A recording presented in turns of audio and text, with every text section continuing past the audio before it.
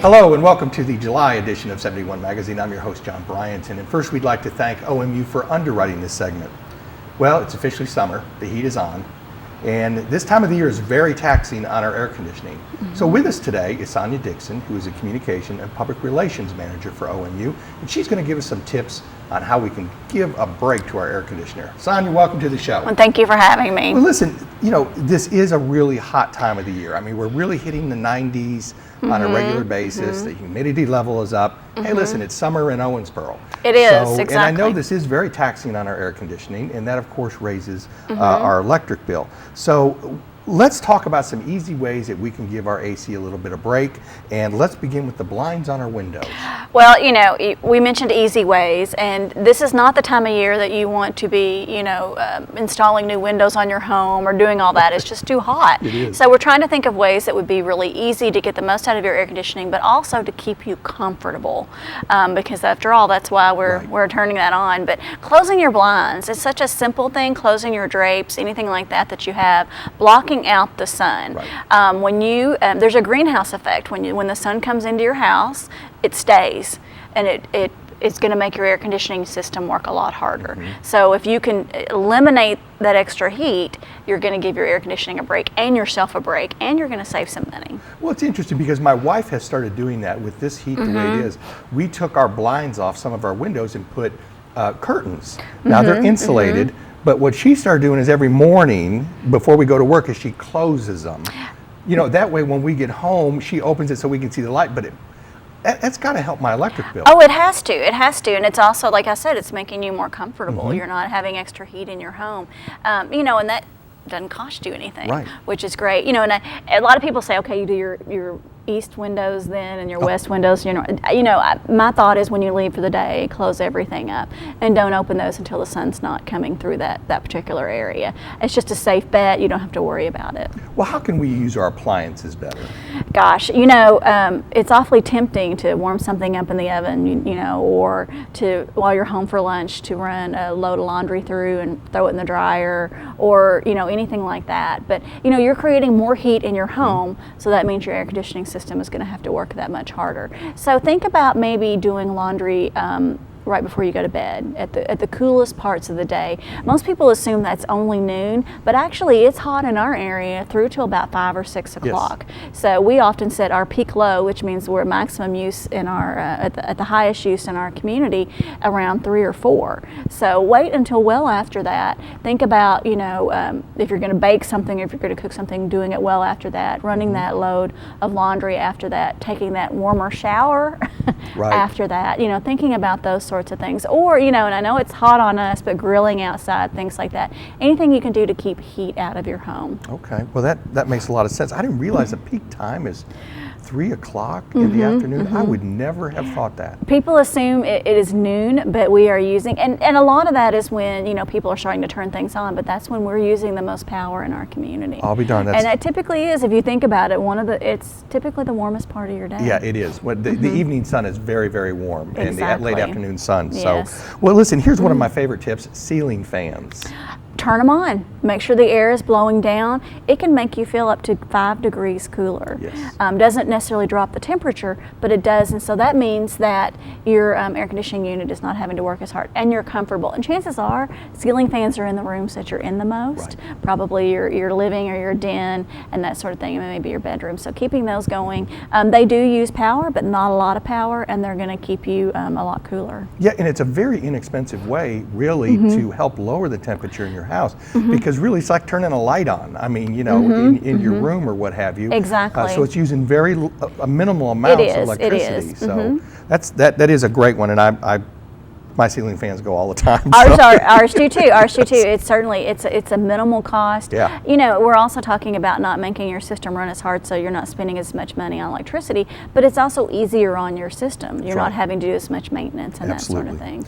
Okay. How about when we do cooking? How about cooking on the grill versus? Cook on the grill. You know, first of all, this is that time of year. It's that time of year when we all like to get outside and grill. Now, I know it's hot, but grilling outside, it's already hot out there, you're not hurting anything. That's right. But running your oven or cooking on the stove is adding heat to your home. Okay. Now, what about air vents in the house? This is one that interests me because you've taught me a little bit about how we can be more efficient. So please share the air vents throughout the house. You know, it's awfully easy to block those, isn't it? Yes, you know, it is. You put an end table over it, or you throw your books down when you come in from school, kids, and those sorts of things, and you block those vents. They are there for a reason. They are placed for a reason so that you can get full air circulation. So don't block them. Move things out of the way. Make sure they're, it wouldn't hurt to vacuum them out. Make sure that they're not having to work as hard. Do that sort of thing. But something that a lot of people do, and I think this is probably what you're talking about, is they close off a room. Yes. They've got that guest room. They're like, we'll just close the vent off in there, and then that'll be. I'll save all kinds of money Save if all I just kinds of money. block that vent off. What you've done is you're not getting complete airflow for your house. So the way it's designed is you're sort of inhibiting, you're thwarting the effort of your air conditioning Right. vents to get all of this great air around your home. Right. So just it's tempting, I know, but leave that door open. Open that vent and have them all going. Well, one of the problems that I also suffer from is I've got a cat who just loves when the air conditioning comes on. She likes to plop right over top of the vent. Oh, well, you Yes. don't have much control over that.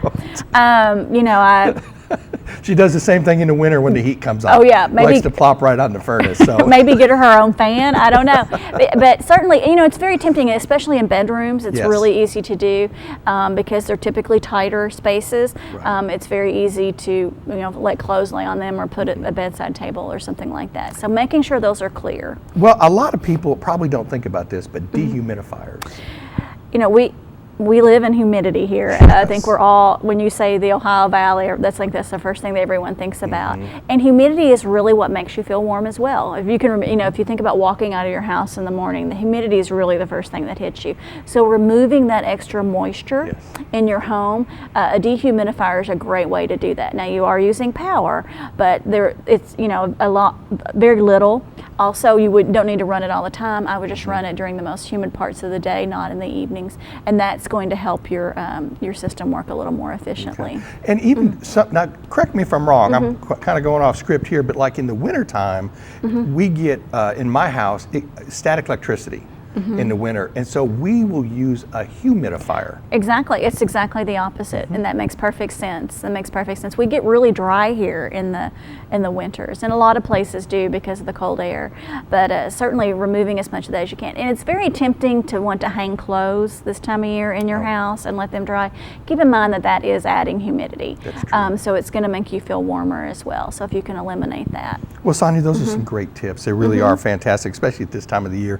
It's really hot, and we got to keep a control on our utility bills. Let's talk about the Community Cares program, which is a wonderful program. It is. We think about that at Christmas because that's typically when we're thinking, we're counting our blessings, and we're thinking of all the things that we have and we want to share with our community. But there's an ongoing need throughout the year for people to pay their utility bill. It's just like any other cost that's in their budget, they're struggling, and we've developed a way that both OMU and the community can assist and help with that.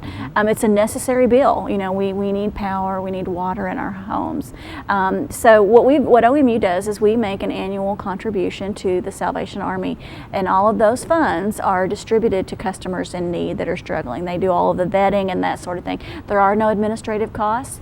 It strictly goes, and it all goes to OMU customers. In addition to that, customers can donate funds that go directly to that as well. We don't take an administrative fee, anything. If you give us $1 goes into that fund.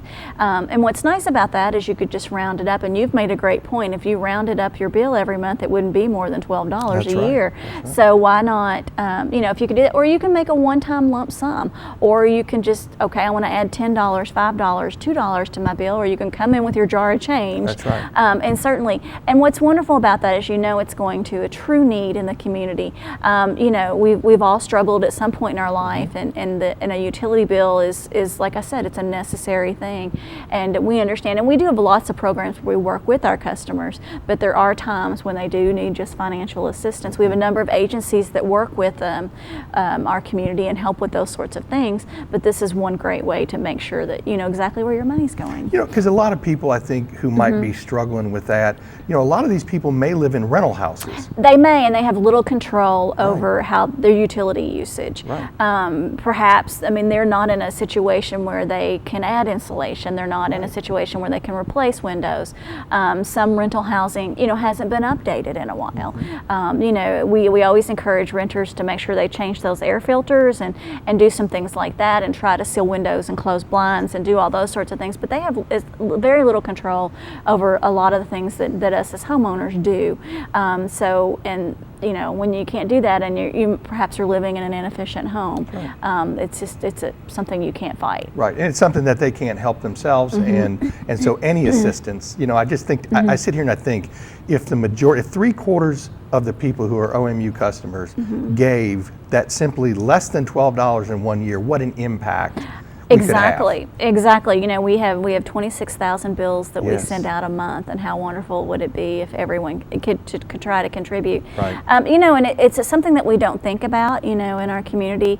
You know, I certainly am pleased that we have food pantries and clothing closets and educational assistance and all of those things, and I think this is just another way that we can help, and it's one that we don't think about often. Yeah. And a lot of credit has to be given to OMU, because you're in the business to make money and to, as far as generate and sell electricity and things of that nature, not for profit, but just to sell electricity. Right. But yet you constantly come on here every month and try to give our viewers ways that they can reduce their bill. Well, we're a public utility. We're a municipally owned utility, and we talk about local people, local service, and that I'm sure chimes in, and people think about that. But what it really means is that our community owns us.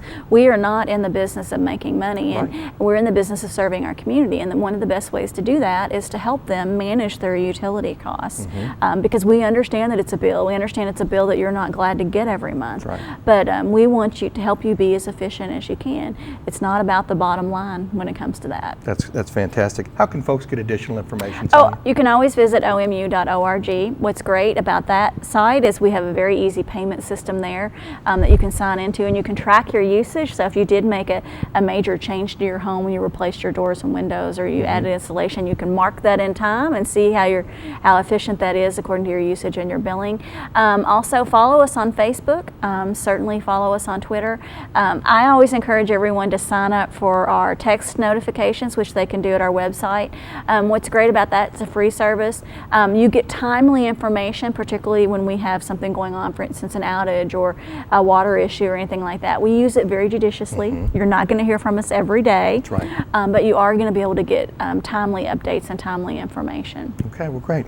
All right, well, Let me throw in, though, don't forget, Sure. local people, local service. That's right. Call us at 270-926-3200. Excellent. Thanks for Thank joining you. us, Sonia. Or OMU.org. That also, they've got a fantastic website, folks.